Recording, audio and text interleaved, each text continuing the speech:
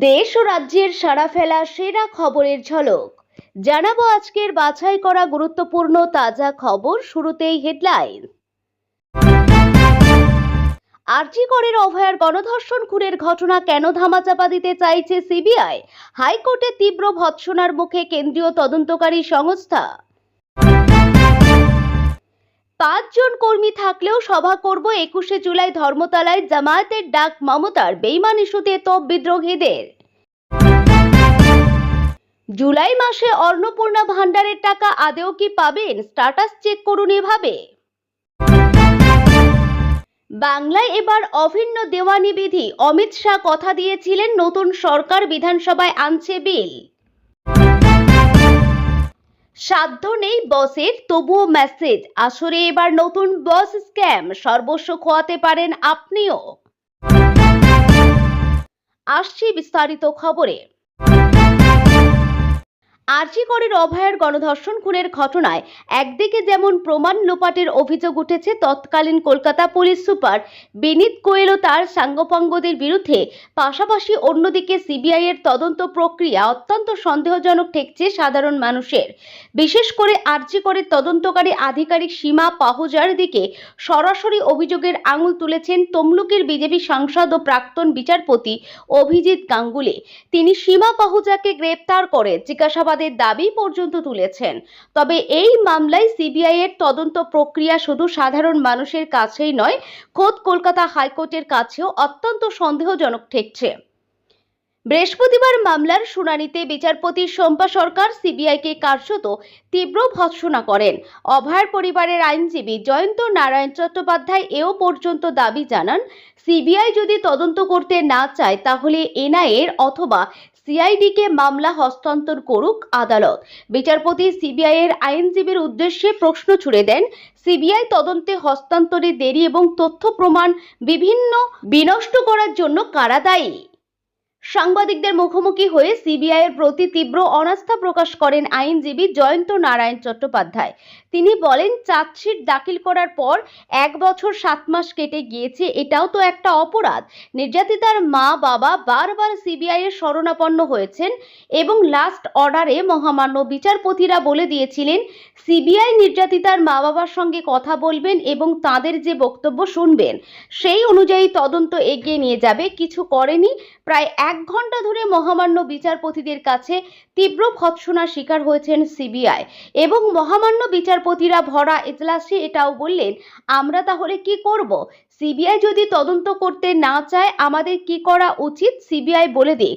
আগে যে তদন্তকারী অফিসার ছিলেন সেই কলিগকে বাঁচাবার জন্যই কি সিবিআই এর বর্তমান সিট যাদের নিয়ে তৈরি তারা সেই কলিগেরই দেখানো পদ্ধতিতে তদন্ত এগিয়ে নিয়ে যাচ্ছেন? কি বললেন তারা?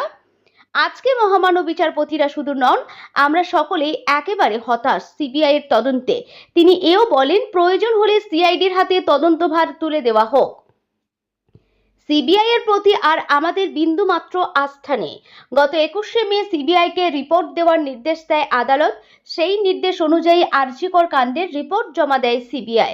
ঘটনার রাতে খাওয়া দাওয়া করা থেকে নিহত তরুণীর চিকিৎসকের শেষকৃত্য পর্যন্ত কি হয়েছিল, ঘটনাক্রম কি ছিল তা ফের খতিয়ে দেখতে সিবিআই এর পূর্বাঞ্চলীয় যুগ্ম অধিকর্তার নেতৃত্বে এসআইটি গঠন করে দিয়েছে হাইকোর্ট। তারপর আরজি কর মেডিকেল কলেজেও গেছেন তদন্তকারীরা। এই প্রেক্ষাপটে এদিন আদালতে রিপোর্ট জমা দেয় সিবিআই। এখন আরজি করের অভয়ার গণধর্ষণ খুনের মামলার তদন্তভার আদালত যদি সত্যি সিআইডির হাতে তুলে দেয় তাহলে সিবিআই এর বিশ্বাসযোগ্যতাকে বড়সড় প্রশ্নচিহ্নের মুখে ফেলে দেবে। তখন এটাও প্রশ্ন উঠবে যে সাধারণ মানুষের করের টাকায় বিপুল অঙ্কের বেতন দিয়ে ওই তদন্তকারী সংস্থাকে আদপে পোষার কোনো প্রয়োজনীয়তা আছে কিনা। সংসদীয় দল থেকে পরিষদীয় দলের বিদ্রোহীদের উদ্দেশ্যে বার্তা দিয়েছেন মমতা। তিনি বলেন, যাদের সুবুদ্ধি আছে তারা ফিরে আসুন, আর যারা ভাবছেন এইভাবে চলবেন তারা কিন্তু না ঘরকা না ঘাটকা হয়ে থাকবেন তৃণমূলে। যখন প্রতিদিন ভাঙন তীব্র হচ্ছে তখন 21শে জুলাই ধর্মতলায় জামায়াতের ডাক দিয়ে দিলেন নেত্রী মমতা বন্দ্যোপাধ্যায়। উত্তর কলকাতা তৃণমূলের জেলা সভাপতি কুণাল ঘোষের ডাকে বৃহস্পতিবার রামমোহন লাইব্রেরিতে মমতাপন্থী তৃণমূলের কর্মী সভা সভা হয়। সেখানে কুণালের ফোনের মাধ্যমে উপস্থিত কর্মীদের উদ্দেশ্যে 12 মিনিট বক্তৃতা করেন মমতা। সেখানে তিনি 21শে জুলাই জামায়াতের ডাক দিয়েছেন। মমতা বলেন, 21শে জুলাই আশা করি অনুমতি পাবো, আমরা একটা দিনই মিটিং করি, সেদিন বিস্তারিত বলবো। 5 জন কর্মী থাকলেও সেই মিটিংয়ে থাকবো, আপনারা ওই দিন সমবেত হন। হাইকোর্টের নির্দেশ উপেক্ষা করে 2018 সালের 21শে জুলাই সভা হয়েছিল বলে ইতিমধ্যেই আদালতের দৃষ্টি আকর্ষণ করেছেন এক জনস্বার্থ মামলাকারী, যার প্রেক্ষিতে মমতা এবং অভিষেক বন্দ্যোপাধ্যায়কে নোটিশ পাঠানোর নির্দেশ দিয়েছে আদালত। তার মধ্যেই ক্ষমতাচ্যুত হওয়ার পর প্রথমবার 21শে জুলাইয়ের সমাবেশের প্রস্তুতির ডাক দিয়ে দিলেন মমতা। রাজনৈতিক মহলের অনেকের মতে উত্তর কলকাতার কর্মী সভায় একথা বললেও আসলে মমতা গোটা রাজ্যের সংগঠনের মধ্যে 21-এর বার্তা দিতে চেয়েছেন। বাম জমানায় তৃণমূলের যখন বিরোধী পরিসরে ছিল তখনও 21শে জুলাই বড় জামায়াত হতো মমতার ডাকে, কিন্তু 1.5 দশক ক্ষমতায় থাকার পর এখন বিরোধী তৃণমূল দৃশ্যতই খান খান। ফলে এবার 21শে জুলাই মমতার ডাকে জামায়াতের বহন কেমন হবে তা দেখার বিষয়। নেতারা মমতার দিকে দূরত্ব রচনা করলেও তৃণমূল স্তরের কর্মীদের মধ্যে এখনো মমতা আবেগ কাজ করে কিনা তাও দেখার। একদিকে নেতাদের শিবির বদল, অন্যদিকে কর্মীদের উপর হামলা নিয়ে বক্তৃতায় সরব হন মমতা। উল্লেখ করেন তার পরিবারের উপর আক্রমণের কথাও। মমতা বলেন, কেউ কেউ নিজেকে বাঁচাতে, পরিবার বাঁচাতে বেইমানি করেছে, বা আপনাকে মানুষ করলো, আর আজ যখন মা অসুস্থ তখন তাকে দেখবেন না। মমতার একথা বলা মাত্রই করতালিতে ফেটে পড়ে রামমোহন লাইব্রেরি। সংসদীয় দল থেকে পরিষদীয় দলের বিদ্রোহীদের উদ্দেশ্যে বার্তা দিয়েছেন মমতা। তিনি বলেন, যাদের সুবুদ্ধি আছে তারা ফিরে আসুন, আর যারা ভাবছেন এইভাবে চলবেন তারা কিন্তু না ঘরকা না ঘটকা হয়ে থাকবেন। অভিষেককে ইডি সিআইডির তলব, প্রতিটি বিষয়ে আদালতে যাওয়ার প্রসঙ্গও তোলেন তৃণমূলের নেত্রী। মমতা বলেন, আজকে ভাবুন তো আমাদের পরিবারের উপর দিয়ে কি যাচ্ছে। আমার 2 ভাইকে আগেই আমি তাড়িয়ে দিয়েছি। সব পরিবারের সবাই সমান হন না, কিন্তু অভিষেকের বাবা মা আমার সঙ্গে থাকেন। আজকে অভিষেককে রেগুলার কোর্টে যেতে হচ্ছে, রোজ সিআইডি ইডি ডাকছে। বিধানসভায় পরিষদীয় দল ভাঙাতে নেতৃত্ব দিয়েছেন উলুবেড়িয়া পূর্বের বিধায়ক ঋতব্রত বন্দ্যোপাধ্যায়। মমতার নির্দেশ নস্যাৎ করে প্রবীণ নেতা শোভনদেব চট্টোপাধ্যায়কে সরিয়ে দিয়ে ঋতব্রত এখন বিরোধী দলের নেতা। নাম না করে মমতা আক্রমণ করেন ঋতব্রতকেও। তিনি বলেন, বিজেপি স্পন্সর্ড সিপিএম এর নেতা, তবে সিপিএম একটা কাজ ভালো করেছিল, এটাকে বহিষ্কার করেছিল। মমতার আক্রমণে রাজ্যের বিরোধী দলনেতা প্রতিক্রিয়া, কুণাল বাবু তো আমায় বলেছেন 4 আনার নকুল দানা, তাহলে তাকে নিয়ে নেত্রী এত সময় নষ্ট করছেন কেন? শুভেন্দু অধিকারী সরকারের নতুন প্রকল্প অন্নপূর্ণা ভান্ডার নিয়ে রাজ্যের মহিলাদের মধ্যে ব্যাপক উৎসাহ দেখা যাচ্ছে। অনেকেই জুন মাসে টাকা পেয়েছেন, আবার অনেকেই আবেদন করার পরও অপেক্ষায় রয়েছেন জুলাই মাসে টাকা পাওয়ার আশায়। আবেদনের বর্তমান অবস্থা কি এবং জুলাইয়ে টাকা মিলবে কিনা তা নিয়ে অনেকেই বিভ্রান্ত। সোশ্যাল মিডিয়ায় ছড়ানো ভুল তথ্যের ভিড়ে আজ জেনে নিন কিভাবে সরাসরি সরকারি পোর্টাল থেকে আপনার আবেদনের স্ট্যাটাস চেক করবেন। খুব সহজেই মাত্র 2 মিনিটে নিজের মোবাইল ব্যবহার করে ধাপে ধাপে অনুসরণ করে আপনি চেক করতে পারবেন স্ট্যাটাস। প্রথমে গুগল ব্রাউজারে গিয়ে লগইন করুন। হোম পেজে থাকা সিটিজেন বা ফ্যামিলি লগইন সেকশনে ক্লিক করুন। ওটিপি ভেরিফিকেশন, আপনার জেলা সিলেক্ট করুন এবং আবেদনের সময় যে মোবাইল নম্বরটি ব্যবহার করেছিলেন সেটি দিন। আপনার ফোনে একটি ওটিপি আসবে, সেটি নির্দিষ্ট বক্সে লিখে সাবমিট করুন। নতুন ফর্ম খুলবে। ওটিপি দেওয়ার পর যদি নতুন ফর্ম খোলার অপশন আসে তবে বুঝতে হবে আপনার তথ্য এখনো অনলাইনে আপলোড হয়নি। সেক্ষেত্রে জুলাই মাসে টাকা পাওয়ার সম্ভাবনা কম। যদি দেখেন আপনার তথ্য আগে থেকেই সেখানে রয়েছে এবং অ্যাপ্লিকেশন সাবমিটেড দেখাচ্ছে, তবে ধরে নিতে পারেন আপনার আবেদন প্রক্রিয়া সঠিক পথে আছে এবং 1 জুলাই থেকে আপনি টাকা পাওয়ার যোগ্য।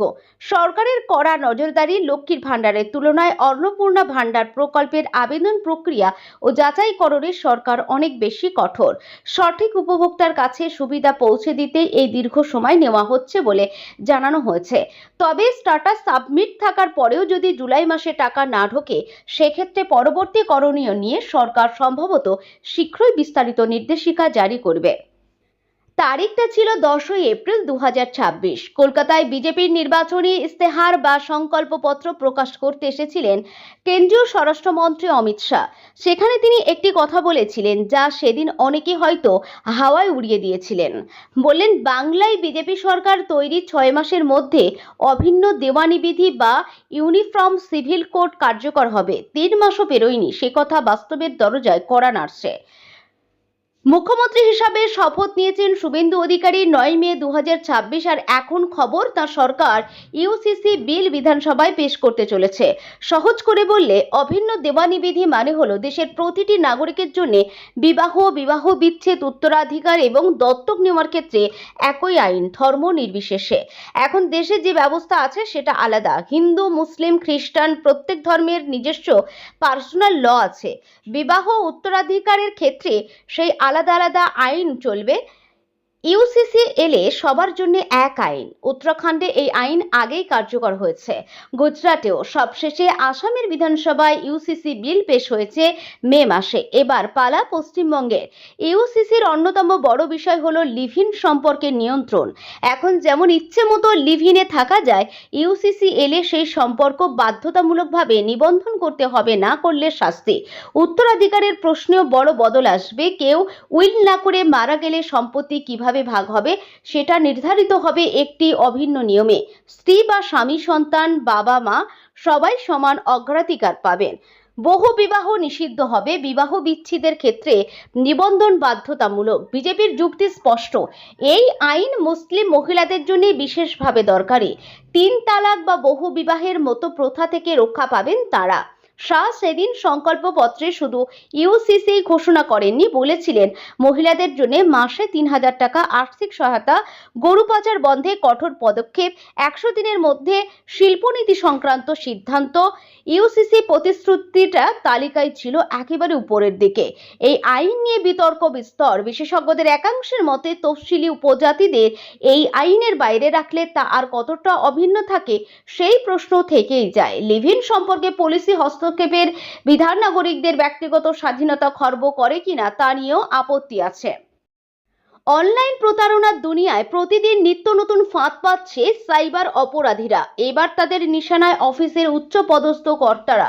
সম্প্রতি বস স্ক্যাম নামে এক নতুন ধরনের জালিয়াতির কথা সামনে এসেছে, জানিয়ে জনসাধারণকে সতর্ক করল পশ্চিমবঙ্গ রাজ্য পুলিশ। একটু সতর্ক হলেই আপনার ব্যাংক অ্যাকাউন্ট হতে পারে সাফ। বস স্ক্যাম কি? সহজ কথায়, প্রতারকরা আপনার অফিসের সিইও বা বস সেজে আপনাকে ফোন, মেসেজ, হোয়াটসঅ্যাপ বা ইমেল করবে। আপনাকে বোঝানো হবে যে বসের খুব জরুরি প্রয়োজনে টাকার দরকার। এমনভাবে পরিস্থিতি তুলে ধরা হবে যে আপনি বিন্দুমাত্র সন্দেহ না করে বিশ্বাস করে ফেলবেন। আর এবার বিশ্বাস করে টাকা ট্রান্সফার করলেই আপনার অ্যাকাউন্ট হাতানোর কাজ শুরু করে দেবে প্রতারকরা। প্রতারণার ফাঁদ চিনবেন কিভাবে? রাজ্য পুলিশ জানিয়েছে, প্রতারকরা আপনার বিশ্বাস অর্জনের জন্য খুব কৌশলী ও বিশ্বাসযোগ্য কারণ দেখাবে, কিন্তু কোনো পদক্ষেপ নেওয়ার আগে এই বিষয়গুলি মাথায় রাখা জরুরি। সরাসরি যোগাযোগ। যে ব্যক্তি আর্থিক সাহায্য চাইছেন তিনি আপনার যত উচ্চপদস্থ কর্মকর্তাই হন না কেন, আগে সরাসরি তার সাথে কথা বলুন। ব্যক্তিগতভাবে যাচাই না করে কখনোই টাকা দেবেন না। যে নম্বর থেকে ফোন বা ইমেইল অ্যাড্রেস থেকে মেসেজ আসছে তা ভালোভাবে খুঁটিয়ে দেখুন। সামান্য কোনো বানান বা নম্বরের ফারাক পেলেই বুঝবেন এটি জালিয়াতি। নিজের বা অফিসের কোনো ব্যক্তিগত আর্থিক তথ্য যাচাই না করে কারো সঙ্গে শেয়ার করবেন না। কোনো অজানা লিঙ্কে ক্লিক করবেন না বা অপরিচিত অ্যাপ ডাউনলোড করবেন না। প্রতারিত হলে কি করবেন? যদি আপনার সন্দেহ হয় যে আপনি কোনো স্ক্যামের সম্মুখীন হয়েছেন বা ভুলবশত টাকা পাঠিয়ে ফেলেছেন, তবে সময় নষ্ট না করে দ্রুত ব্যবস্থা নিন। সরাসরি রিপোর্ট করুন। ন্যাশনাল সাইবার ক্রাইম রিপোর্টিং পোর্টালে অভিযোগ জানাতে 1930 নম্বরে ফোন করুন। ব্যাংকে জানান। আপনার ব্যাংক অ্যাকাউন্ট ব্লক করুন এবং লেনদেনের প্রমাণ সহ নিকটস্থ সাইবার থানায় অভিযোগ দায়ের করুন। মনে রাখবেন, সাইবার অপরাধীদের ফাঁদ থেকে বাঁচার সেরা উপায় হলো যাচাই করুন, তারপর বিশ্বাস করুন। মাত্র কয়েক মিনিটের সাবধানতা আপনার কষ্টার্জিত অর্থ বাঁচাতে পারে।